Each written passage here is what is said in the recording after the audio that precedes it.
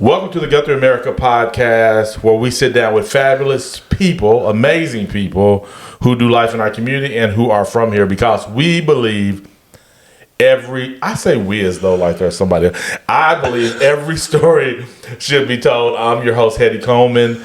Today I am sitting down with the one and only, the guy, the man, Ronnie Fields. Before we jump in this conversation with Ronnie, will you please go ahead and subscribe to the podcast, leave a review, do all the things, YouTube, Apple, Spotify. Also, I just want to give a big shout out to my man Kevin Kraft over at State Farm for sponsoring this podcast. I was just in his office yesterday, and Kevin and I have the best time when we go in there. We're friends now. We're beyond just me giving him money for life insurance, car insurance, home insurance, just all the money. We talk about life. We talked about his daughter. We talked about his son. We talked about his wife, who's a school teacher. Like, that's the kind of relationship I'm grateful to have with my agent, Kevin. And so, Kevin, thank you again for sponsoring, because you're helping me reach the mission of having every story told in our favorite community, Guthrie, America. Ronnie. What's up? It's been a few years now, but you moved back home. Yep. Most of the time, people are not trying to move back home. Why in the world did you move back home? So we were living in El Reno at the time. I'd been at that church for a little over 10 years, and opportunity came up to come back to my home church. And so I just felt like this is where God was leading me. I do like being in a small town. We've lived in, I'd say, probably more moderate cities. Waco, Odessa, Fort Worth was a big town. That was a big city. But I didn't know you lived in Fort Worth. Mm-hmm. How long did you live in Fort Worth? 3.5 years while I was in seminary. Okay. Seminary at TCU. So we lived there for that time, and then Odessa, which is a bigger city, but it's isolated. So it's not like you just drive 30 minutes to go to Oklahoma City or something. That's it. You're pretty well contained, because it's 2.5 hours to Lubbock. I mean, that's probably the biggest city outside of Midland, Odessa. Midland, Odessa are kind of connected. Yeah. But anyway, so we were in El Reno and just really felt that pull back here. And having grown up here, it is a great place. I loved my time here growing up. I know that's another reason some people are like, oh, can't wait to leave. And, but I loved Guthrie, and I still do. I'm thankful my son's growing up here and going to school here. And so it's good stuff. You and I have that we're similar in that way, that we both moved back. Yeah. And another thing we're similar is that we both pastor churches. So we moved back, and we're both pastoring churches in our hometown. Now, there's a well-known verse that speaks about a prophet is not welcomed in his hometown. Yep.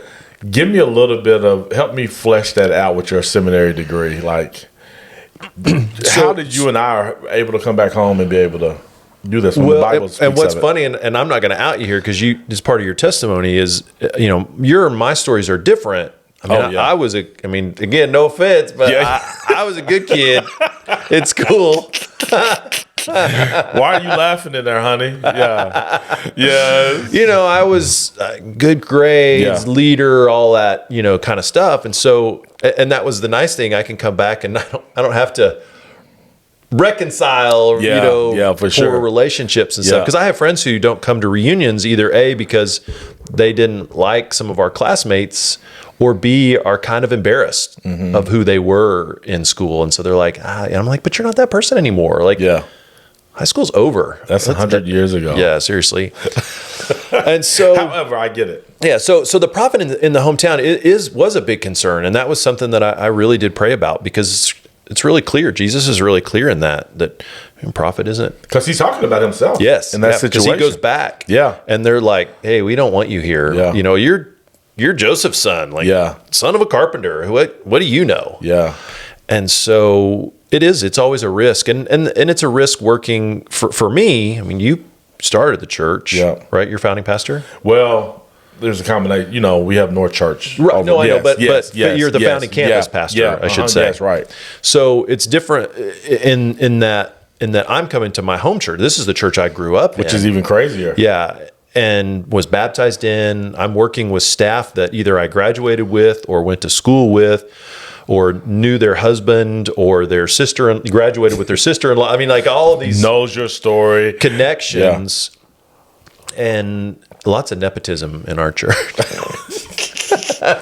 He said I did not. He said that, and so it's a risk because it's the church that I love, and when having been gone for almost 30 years, when I came back, the ups and downs of the church affected me as well. Yeah. Even from a long distance, because your home church is personal. Yeah. To you, you have that connection because they were part of your spiritual upbringing, your growth, your first steps as a Christian. And so when they hurt, I hurt. When they rejoiced, I rejoiced. Yeah. And so they were kind of at an impasse when I came. Some difficulties and some things had happened, and so I really felt like I could bring some peace and bring some stability. Yeah.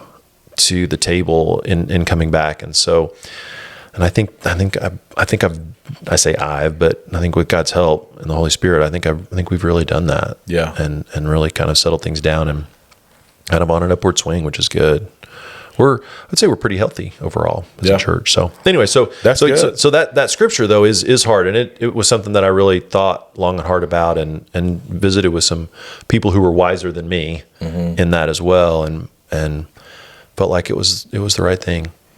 Yeah, no, it has shown. The fruits have shown that it was definitely the right thing for you and your family, which has been great. Now I know this isn't a leadership podcast, but I really would love to just kind of hear your thoughts on what are some things, somebody out there who's making those types of transitions into something during a hard time and working with people who are familiar with you. What would you say are some key things that God gave you to kind of help you navigate that? I think a big thing, and it's funny, my son and I were talking about this morning on the way in, is just my personality. It's, for whatever reason, I can say something and someone else can say something and people receive it better from me. Yeah. And I don't know if that's my personality necessarily or the delivery or, and let's be honest, people know that my mom was killed in the bombing. And so that gives a different light to things when I say stuff.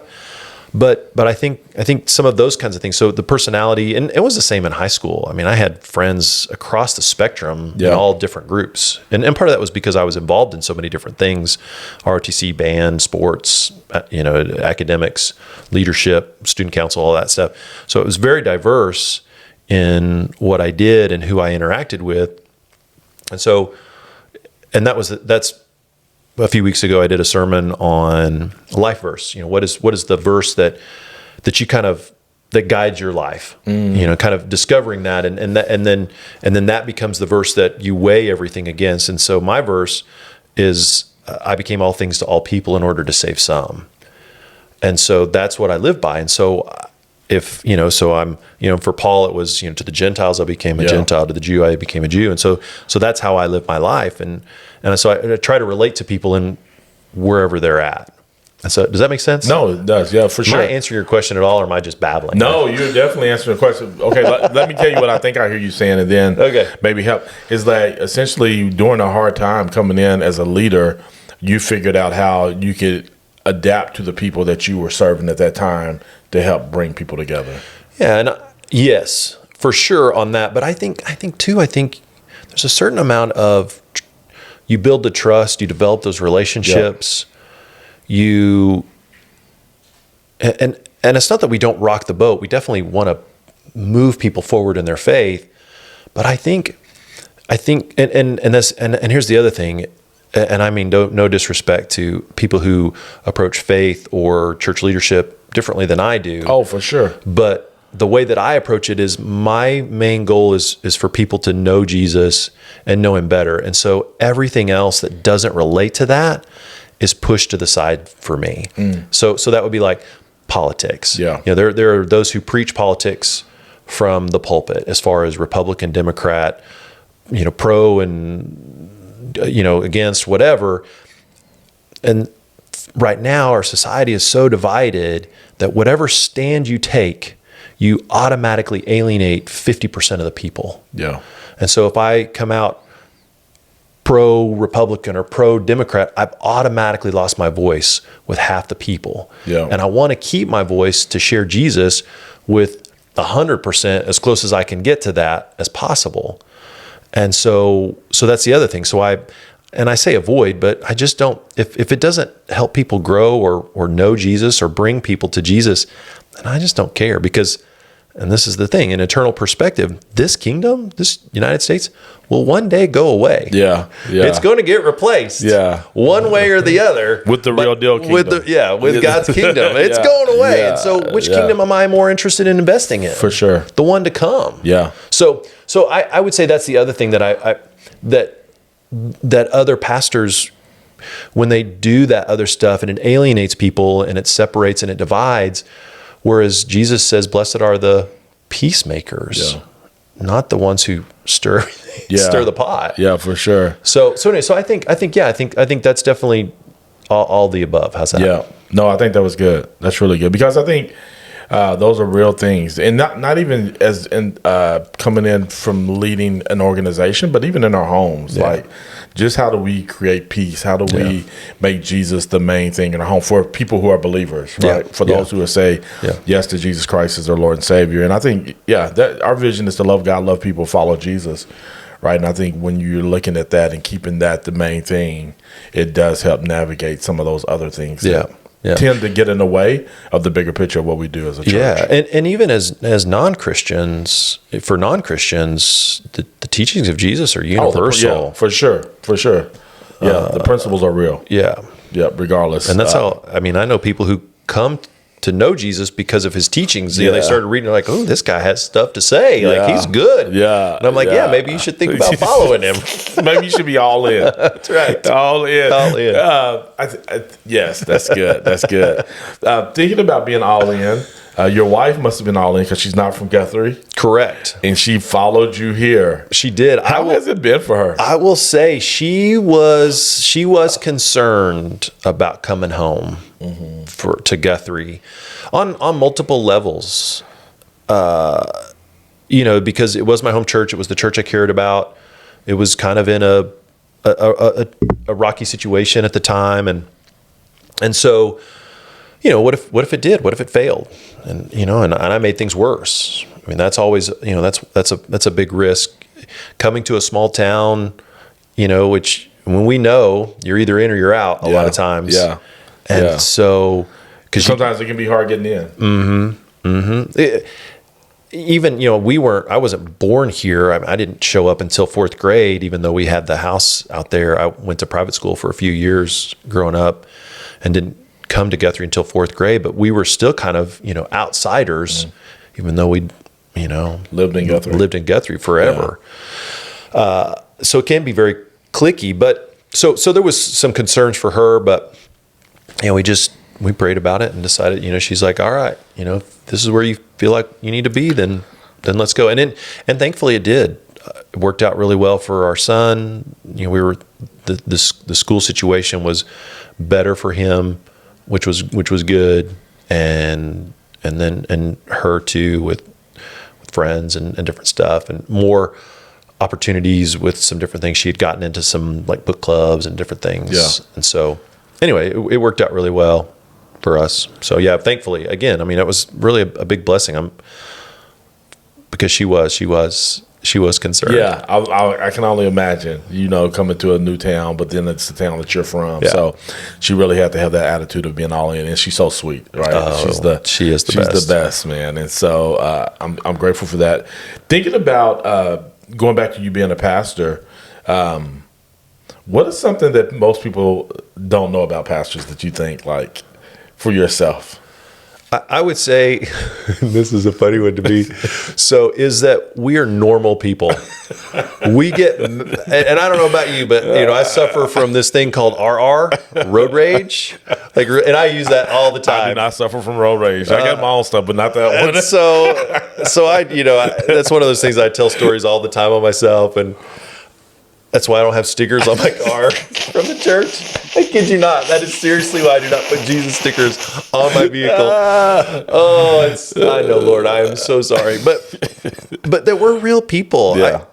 I play some online video games and stuff, and even in real life, people are like, "You're a pastor?" And I'm not always sure how to take that. Like if it's a good thing, because where are they coming from with that? Yeah, it's like, oh, wow, you're like normal and relate, and you're not like all whatever. Yeah. And so I would say that would be the big thing, is that we're just trying to do the best we can to love Jesus and grow and help people as everybody else. Yeah. We come to the table with our own junk and struggles, and that we're just everyday people. Just have a different calling. Yeah. We're not, some people are called to be a CPA or a doctor or a bus driver or whatever it is. We're just called, that's what our calling is. Yeah. No, that's good. Now, thinking about you playing video games, does playing video games help you relate to younger people? I mean, in the church world as a pastor, there's a wide range of people, personalities and things like that. Sometimes the struggle can be connecting with youth. As a pastor and somebody who still plays video games, things like that, does that help you relate to the younger generation, or is it like... It's more like my style, Eddie. This is sneakers. Preachers and sneakers. One of these days I'm going to be on that Instagram, Eddie. I'm going to make it. I don't know. I think some of that is, just unfortunately my maturity level in some things. Sometimes I tease my wife, she has two teenagers at the house. And that's the thing, like I do have a bit of an addictive personality, and it hasn't always been great for the relationship with my wife, because sometimes the video games kind of get in the way. I would just stay up, like early on, I would just stay up all night and just play all night, like no sleep. How long was it before you all had kids? So we've been married 26 years. So like 10, 11 years. Wow. Before we had Max. Yeah. I can really imagine no kids in game, like, and you play games. And I did use it when I was a youth minister. We would do what used to be called LAN parties. And so we would set up, we had a computer lab at the church, and we would run Unreal Tournament, or I'd set up my Xbox or whatever, and we play Halo and all kinds of stuff that I would play with my students. But yeah, I think that definitely helps, because when you're visiting with, and since I help coach soccer, just hearing what they talk about, what they're into. I think part of that is, again, which is funny, because you mentioned it at the last time we did the podcast together, that you saw that I'm a curious person. Yeah. And I hadn't really ever thought about, that before, and it just kind of resonated within me. And that's the thing. I think if you're curious about what people are into, and so for students, what are they into now? What is it that they do? And trying to relate to that. Oh, do you game? Kind of those things. You ask questions to find out, okay, what are they into? And then you can go from there. Yeah. So I think it does help relate to students for sure, but it's not the only thing. Sometimes it's just seeing me up at the track that helps students say, oh, Ronnie cares about me or other people and wants to do stuff. And so no, that's good. Yeah, definitely. I think the curious side is, I think anybody who wants to connect with people, if you have that in you to be curious, just is going to help automatically. People love, one of the reasons I do this podcast is because I know that people enjoy sharing their story, enjoy talking about themselves, and it's a great way to connect. But also, whenever they do share that, it's a way that other people can connect with them, right? And so we learn about each other, and from that, somebody now sees you on the streets and learn, oh, I didn't know you were into video games. Yeah. I'm into video, because there's a lot of adults in the video games. They just don't typically have the people to talk to about. Right. You know what I'm saying? It's kind of like anime. I don't meet as many, but I'm starting to meet more adults who are like in the anime. Did you know there's a manga Bible? or manga, however you pronounce it. I did know that. Yeah. I think I loaned my copy and then somebody didn't return it. Oh. So if I need to get it back. Yeah, I know. You never loan a book. I know. You got to get that sticker and stamp it in there. Like, this is mine. Return it after a week. No, what you got to start doing is putting the Apple tag. To your books that you want to get back. That's right. That's right. Because they're going to lose it. Because they're not reading it. And I've watched some anime. What did we watch? My son and I just watched Erased. Have you ever heard of that one? No. It was actually pretty. My sons watch it. They don't watch as much just because they're busy, but they watch it. But I haven't been able to. For a while there, I was really trying to know because I would go to universities and stuff to speak. And so it was one of the ways that, I understand sports, understanding anime, understanding video games, like just trying to have a little bit in my repertoire to be able to have conversations, but I hadn't been doing it as much. With the internet and YouTube and just the globalization of everything, students are so much more diverse. Oh my goodness. In that stuff. Like you said, I mean, it's not just because before it used to be able to do like sports and music and bam, you were good. Like that was it. And then, video games came along. All right, now the big three, you were done. But now it's like, oh my goodness. And music is just so diverse. And now you have YouTubers and TikTokers and, just all of these different people who contribute different content to the world. Yeah, it's nuts. Tell me how you got into sneakers. Since we're talking about internet and all those things, sneakers and preachers and preachers and sneakers and I would say it's probably multi-stepped. I've always liked shoes. Even in high school, I remember having 7, 8 pair, not necessarily tennis shoes. Yes. But because back then it was like, was it Crockett and Tubb? Like, it was a little bit nicer. Dress up. And so I had more. Some penny loafers. You probably had some of those lasso kind of things, the multicolored. Yeah. And then I remember these ones and it was like, it had a leather toe, but they were like, and then it had like green, almost like a suede. Yes. I had a couple of different pairs. What were those things called? Was it Jeans West? JW? Back in the day, And so I had several pairs from there. Oak Tree was another store. Oak Tree. Ooh, that was a nice store. Yeah. Harold's was back in the day. That's like you went up. Well, we went to the Harold's warehouse sale. Yeah, that's right. We could actually afford it. And then Gills. You remember Gills? Oh, I do remember Gills. Yeah, it was around forever, but those are some of the.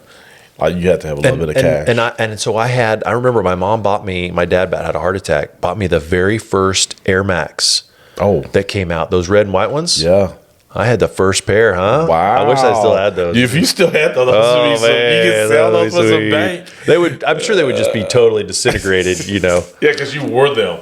I did. I wore them out. People are buying shoes and putting them in boxes and just keeping them. I know, which is just crazy to me because I buy them and wear them. Like, I want to wear them. So anyway, I think it started back then. And then just because I remember when the Shocks, when you could first, the Nike, what was it called? Nike by You then, or no, Nike by You now, Nike ID, I think is what it used to be called. But anyway, when you first could create your own shoe. Back in the day, and the Shocks, when they first dropped. They would let you make your own Shocks? Yeah. Really? I didn't know that. And so this was when, this would have been like 17, 18 years ago. And I remember when those dropped. And so I custom ordered and I had them red, white, and blue and USA, like fun stuff. And I never forget. And I still remember this. I got them and it was like 6 weeks. It took forever to get them. I lace them up and I go to like tighten it. No, don't tell me. I did. And it had these little fabric lace holders and one of them ripped out. I was like, are you kidding me? That's the worst. So I called them and they're like, yeah, just send them back. And I'm like, are you going to send me another pair? They're like, yeah, just when you send them back, you just reorder then. I'm like, so another 6 weeks later, I finally got my Shocks, and they were terrible shoes. They were so uncomfortable. It was so bad. Oh, my wife was like, you spent all that money, and I'm like, yeah, but they look sweet. They look great. That's what this is about. It's like high heels. That's right. That's right. Like, high heels are definitely not comfortable. I don't think. And then another buddy, Eric Peterson, he came Where's back. Where's Eric at now? He is in Rhode Island. He's in Rhode Island. Okay. He's a huge sneakerhead. He's got a lot of sweet shoes. And he came back, and that probably was what really kind of sparked my interest And then I kind of went nuts the last few years, and now I have to back off because wife was like, "And you're done." You're done. And check that. That's right. Yeah, Wasn't that fun? Wasn't that fun that you got to do that? And you're done. So I am done. Yeah. I'm done with whatever I've got right now. I just take care of those, and I'm good to go. Rotate those for the next 20 That's years. right. I'll ask at Christmas and birthday for new shoes, and that's pretty much it. But I mean, that's the thing. Like, what do I need? Yeah. I don't need anything. Yeah. I have a great family. I have a great home. Yeah. You got a vehicle. I got a car that gets me from A to B. Yeah. I have a fun convertible for parades Yeah. and whatever. Yeah. I don't want for anything. So, I mean, you got to blow it somewhere. I already tithe. So, I mean, Might as well just give me some sneakers. I'm That's tired right. of everything else. That's right. Now, raising a kid here, kind of going back to growing up in Guthrie and then being from here. So now he's going through the same high school as you. Y'all are kind of experiencing some of the same schools, some of the same activities and things like that. Do you, I guess a couple of things. Do y'all ever talk about what's different from the time you were here versus, and then talk about things now that you all relate to because you grew up here as well? Not really. Actually, I mean, I hate to be kind of like okay, nope. All right, next Let's question. move on. All right, well, let me just. But no, we don't talk about that. No. But not really. I mean, maybe a little bit here and there, because I played soccer, he plays soccer, but soccer back in the 80s was totally different. Wait, there was a soccer team in high school? Mm-hmm. Yeah, it must have terrible. been just... Yeah. It just was, started, right? Yeah, it was only, I mean, it was in its infancy, probably 5 years or less when because I was on the team that won our first game. Oh, wow. I mean, like we were most of the time we're probably like 2-3 and whatever, 2 or 3 wins a season. I mean, we weren't good, and B, there wasn't. I remember the whoever it was that was coaching. I kid you not, I was actually talking to the guys about the soccer students yesterday about this, as they didn't realize that I had gone to school here either. And I said, I kid you not, our coach showed up with a book, Coaching Soccer for Dummies. like that's where we were starting from. And it's just so good. I mean, you're not gonna be good. And most of us had played Pee Wee, first, second, third grade. Right. Yeah. Because there was no there was program. There was no program here. So anyway, so yeah, I mean, some of that stuff, when he started at the junior high, that was because I never went to Guess. You and I never went to Guess. So when he was there, that wasn't. I did teen buddies there back when I was in high school, but that was about it. Went to the junior high, so that was nostalgic for me, and him knowing that he was walking the same halls that I did, and then with the high school, same thing. And it's hard because I really pushed myself to make good grades, and that was important to me. And my son's like, I'm making whatever, and it's like. It was but I think it was important to you. It was important to me, right? And that's the thing. I have to let him be him. Within reason. Within reason. You're still going to get your work turned in. You still need to, but that's the thing. Trying to figure out his own way. It's Is he a senior or junior? He's a sophomore, actually. Sophomore. So he's talking about going to Meridian, which I never even considered when I was in school. Yeah. So that's kind of neat. That he's going to try, branch out and try some other stuff. And Meridian, of course, I mean, I'm not getting paid for this, but if you want to send some money Hetty's way as a sponsorship, feel free. Come on, Meridian. Come on. We just mentioned you. But they do some really great things. Oh, yeah. I really think they got some really great programs. Yeah. And it's always a bummer to hear somebody who they could have got something early, and then like when they graduate, they be like, oh, I want to go do. I'm like, you should have just went, of course, hindsight 2020. Yeah. Right? But you just should have went to Meridian and got that same free certificate. Yeah, for free. Now you got to spend $15,000. You got it for free. But I think it just kind of speaks to the change that's happening in the world as far as education goes. Yeah. And Meridian Tech is a great outlet. Yeah. And, like you said, they have some great facilities, Yeah. great programs. And, I think versus being somebody who's like, no, this is the way to do it. Like, be open minded to our students and kids these days, and just see what happens. Because I mean, I work with adults. You work with adults. Adults work with adults. A lot of us don't even have it figured out. It's like, come on, let these kids try to figure it out. Well, if you're like every other pastor, you have this backup plan. Like, what can I do? What would you do? And that's the thing. My wife, she doesn't think I could do this, but I would be a teacher. Why does your wife think you can be a teacher? She's seen your road rage? Yeah, I know that too, probably. Well, it's nice because as a pastor, my schedule's flexible. Yeah. So I can go and help with the soccer. Yeah. I can do various things around I can go be Dr. Seuss. I can be the Blue Jay. I can, whatever. And so that flexibility is really, really great. So it's more about like she doesn't think it'll fit your personality in the sense of like you enjoy getting out and being a part of multiple things. Yeah. And I think that definitely fits. I would say that's true. Yeah. Because teaching is like that would be the same for me. Like I could not be. You're there. Yeah. It's like wait a second. Yeah. Like what my wife does. I'm like, no way in the world I could. I mean, I could if I had to. Right. Yeah. You pay the bills. You're gonna. If I had to deliver pizzas, I'll deliver pizzas. That's right. I'll be door dashing, whatever. Hey. Yeah. How about a tip there, buddy? Eddie? 50 cents. What is that? $1. My son door dashes something. He was door dashing quite a bit. He's like, I just can't do it. He's like, people just don't even give you a tip anymore. It's like they do know that's how you make the money. Yeah. It's like you get $2 or $3 and you've driven. Yeah. Right. Yeah, but they got to figure that out. But it's still a great service. I'm grateful for DoorDash. Oh, yeah. All these new things that weren't around back in the day, which is great.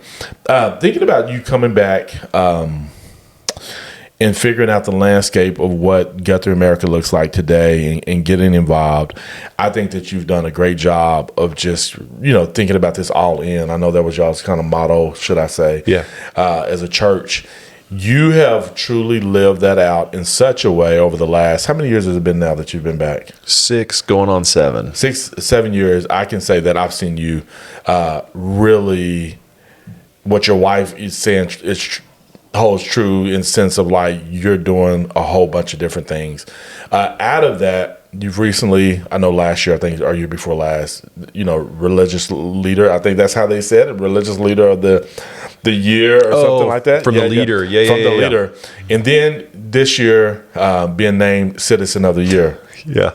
And those things speak to what I've understand about those things is like the person who's been the most visible, right? The person that people see that, like you said, they see me up on the track, the students see you on the track is a sign of, oh, he cares, right? You showing up says that you care. Recently won Citizen of the Year. Talk to me about, now you didn't do any of that stuff to be named Citizen of the Year or Religious Leader of the Year. I did. That's all I was going for. Not that I know, ladies and gentlemen. But tell me, like, what did that mean to you? Was it something that you ever expected? Talk to me about that experience. No, not at all.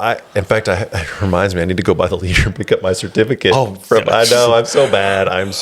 I just, one, I'm forgetful, and two, I'm a procrastinator. And so I'll get it tomorrow, though. So, no, this is one of those things that wherever I live, I've always tried to get involved, wanted to be involved in the community because to me, that's the kind of pastor and the minister that I want to be. I want people to know until people know you care. Yeah. There's just, you've got to build those bridges, and it can't just be knock on your door. Hey, here, let me tell you about Jesus. Yeah. And then go away. Yeah.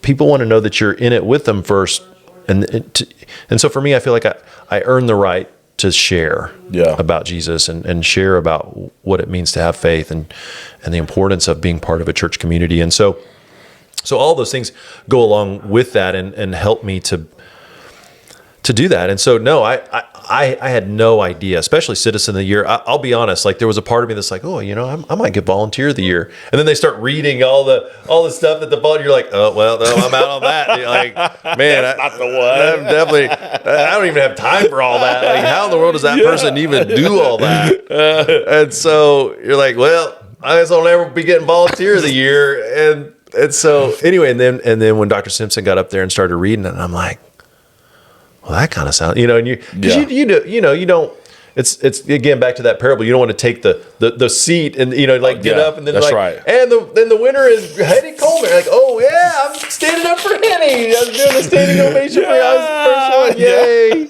I love him. I love him. He's the greatest. Yeah. And so yeah, no, I wept because it was so powerful and so humbling in that moment. And it still makes me emotional. I can feel like the tears and that part of welling up. It's very humbling because I don't do it for the notoriety. I do it because I love my community. Yeah. I read with students and have since I got here because I love my community. I want it to be better. I want students to be better. And I think, and this is one of the things, you're always working on messages and stuff. And one of the things I think about is if everyone did what I did, what would that mean? Yeah. How would the church be? How would the community be? Now I know that again, because of my flexibility, I'm able to do things. Right. But there are other things that people can do that they're not in a different way. Yeah. And in other ways. I think a lot of people have. I think especially we have enough people in this town that there should never be a reason why a student can't read. I think people could volunteer 30 minutes to an hour of their time every week to read with students, and the school has started reading buddies, which I'm a huge proponent of. I was lucky enough to be part of starting the mentoring program that El Reno has. I was on the ground when we first met with some other school districts and what they were doing. And so we started a mentoring program there, which they called it mentoring, but it was reading with students. Yeah. And so I've been kind of pushing Dr. Simpson a little bit, and we finally got it going this year. And so every site has a contact person, and so if you call in, you get your background check done, and you talk to that person, they'll plug you in with the teacher, and that teacher will either have you read with students or come and do more like one-on-one helping that student read. Because we know if you can't read, you're not going anywhere in life. You can't do math if you can't read. You can't do history if you can't read. You can't do science if you can't read. And so we've got to help that because, and I'm a huge public school fan. And the problem, there's lots of issues with public school, but that are, I would say, outside of our superintendent and teachers' ability to change. You've got class size, which means we need more funding for teachers. We need more classroom spaces. We need more, just all of those kinds of things that would help with that. So anyway, but what we can do is that we can come alongside the school as community and help students be better readers. Yeah. Which will help everything moving forward. So anyway, so back to your original question. No, I didn't, man, I really chased the rabbit on that. And so I didn't expect it. And I do those things because I love my community wherever I live. I mean, this is my home. I love my community, but I did a lot of the same things in El Reno too. Yeah. When I was there, and Waco's, the bigger towns are a lot harder to get involved with. Yeah. It's a different dynamic. Yeah. Small towns are people. I mean, it's hungry for people to step up. Yeah. And so it's super easy. Yeah. To get involved. No, yeah, I think that's good. And I think, one of the things that you said was like, what if everybody lived a life to where everybody was Citizen of the Year, right? You could just throw a rock out there and hit somebody, and that person could also be deemed Citizen of the Year. Or people would say that person is that.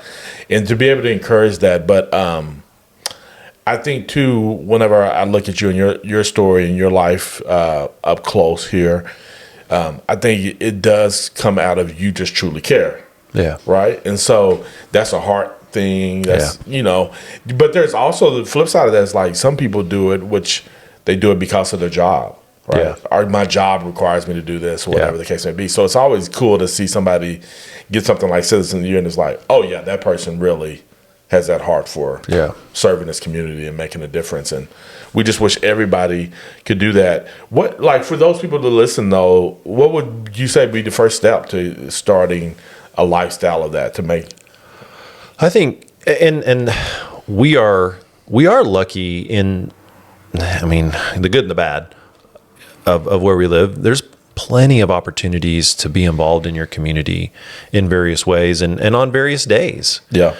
So maybe your day off is a Wednesday, and so you can help at God's Food Bank or at Hope House or at Brunch on Noble, or there's so many, or even just again, back to the reading buddies, go read with a kid. I mean, they aren't reading complicated. It's not like they're reading biblical names or something. I mean, this is like C-Spot Run, doable. or it's doable. Yeah, most I of the could go read with them. Yeah, I mean, it's like what letter is this? I mean, that's a lot of these kids are behind, and so they just because I'm working with kindergarten right now. So I mean, hopefully everybody out there in TV land can definitely read on that level and identify letters and I mean it's really fun and every time you go, the kids just come up and just give you hugs, and I mean, God, who doesn't love that? Yeah. I mean, how often do you do it? I do it once a week. Yep. And what time, what day? So I go to Fogarty Tuesday mornings at 9. Oh, gotcha. I'm working with Mrs. Davenport right now. I started at Guess because that's where my wife was, and so she had just kind of mentioned that to one of the teachers that I was looking for students to read with, and so I started with, I guess that would be 5th grade, and then I was like, I need to start earlier, because by now, I mean, I hate to say that it's almost too late. Yeah. By the time if you're in 5th and 6th grade and you can't read, man, that's hard to catch up. Yeah. It's really hard to catch up. At least for what you're going to offer them. Right. Yeah. For, 30 minutes, 45 minutes a week, there's not much I can do, but 30 or 45 minutes a week with a kindergartner, that's a different ballgame. Yeah. Are you reading to the same student every time? Mm-hmm. Yeah, I have 3 kids that I pull out. They all come with me, and then and that's a great thing. That's the other thing. The teacher works with you, and so she gives me a bag, and so there'll be some quote unquote games. They're educational games, and so they pick whichever one it is, and then we just, because they're all about letters or building words or sounding out words or whatever, writing letters and things, and so that's what I do. And so like 30, 45 minutes. And then of course I do my cheesy magic I've done it for Mrs. Benham. I've done it for Mrs. Davenport. Oh, it's the best. You need to stop. They love that. They love it. They love it. So are you reading to all 3 of them at the same time? So I don't read. So we'll play. So there's a Go Fish game. Okay. But it's got a letter. So it's the big L and the little. And so, you're like, oh, do you have an L for lion? And they're like, oh yeah, I've got, and so then you make your pairs. And gotcha. And so, or you're building, and so you'll see a picture of a hat. And it's like, okay, oh, it's H. Okay. What's the second letter? Ah. That's an gotcha. A. And then so you're sounding out. So they're doing those worksheets, and then they get a piece of candy at the end. So there's some reward for working, and so if I get a kid, one of my students, who's a little rambunctious or whatever, I'm like, hey, let's focus. Yeah. And I said, I want you to keep coming. It's a privilege to come and be with me and get out of class and to get a piece of candy. And I need you to cooperate. Yeah. And they're always really good. They're good kids. So you're not reading to them. You're kind of doing that and playing the games, kind of helping them sound things out, things like that. Okay. Now, it's not literally reading to them. Well, and I will say, though, when I've got a little extra time, I will read to the whole class. Okay. Mrs. Davenport has a couple, 2 or 3 books. And so I'll read a couple books with the kids. Gotcha. No, that's really cool, man. That is so cool. Thank you for what you do. And congratulations again on Citizen of the Year and Religious Leader of the Year and all the other years, with all the other things that you crazy. Well, you won. Everybody else already won it, so they had to give it to somebody. That is hilarious. That's not true, ladies and gentlemen. Everybody has not won it. Everybody has not won it, but you definitely have. Have you won it? You deserve what? See, everybody's already won it. He's already won it. Yeah, no, yeah. So thank you again. Before we jump off, just tell me what it means to you when you see the hashtag Choose Guthrie. Choose Guthrie. I think it means that we shop local as much as we can. I think we support the things that are in our community as much as we can. I think we're involved here making our community better as much as we can, whether it's volunteering, whether it's shopping, whether it's eating, whether it's just supporting all the local events. That's what Choose Guthrie means to me. Yeah. That's so good, man. Thank you so much Thanks, for Eddie. joining me again. Ladies and gentlemen, again, we are on a mission to have every story told of the people doing life in our great, awesome town. And I always like to end with this question: will yours be next?